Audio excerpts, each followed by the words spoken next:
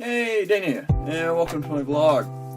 And this is my life at 60 and a continuation of the post removal of my prostate.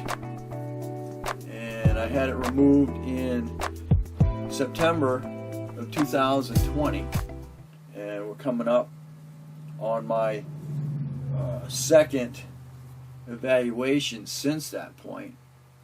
And I just got the results of my PSA, which is your prostate specific antigen, PSA. The ortho clinical diagnostic vitro 5600 PSA immunometric immunoassay technique is used. Results obtained with different assay methods or kits cannot be used interchangeably. The PSA test is not recommended as a screening procedure for the detection of cancer and should not be interpreted as absolute evidence of the presence or absence of malignant disease. So what does that mean? I guess I'm going to have to find that out. I'm just going by the numbers. As long as it says the standard range is 0.00 to 4 ng/ml.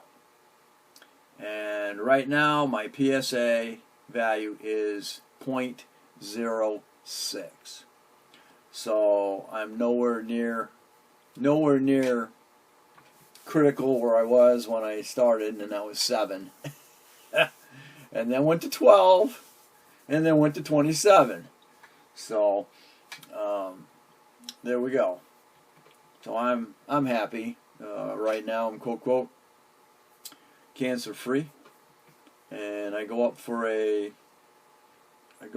on Thursday. This is 4/20/2021, and I go to see the doc on Thursday, the day after tomorrow. So we'll see how we fare. I'm basically done with my pelvic floor exercises. I do it on my own. Pads are concerned, I use these daily. If I'm going anywhere away from the house or whatever, I'll throw one of these on. And I just basically put it on top of the other one. I found a good idea is to, when you pull the big ones out, go ahead and fold the bottom back over itself so it condenses the size of it. I've found that works a lot better. These don't have really that much issue, but you'll find that if you don't fold it over, you'll probably wind up chafing, and it doesn't feel that well. So that's my recommendation. Erections are concerned, getting there, but not to a substantial degree where I'm back to normal. I was on the Viagra. Unfortunately, it was giving me headaches, so I had them change me to Cialis. So I've been on that since probably for the past 90 days. Probably just long enough to have any effects.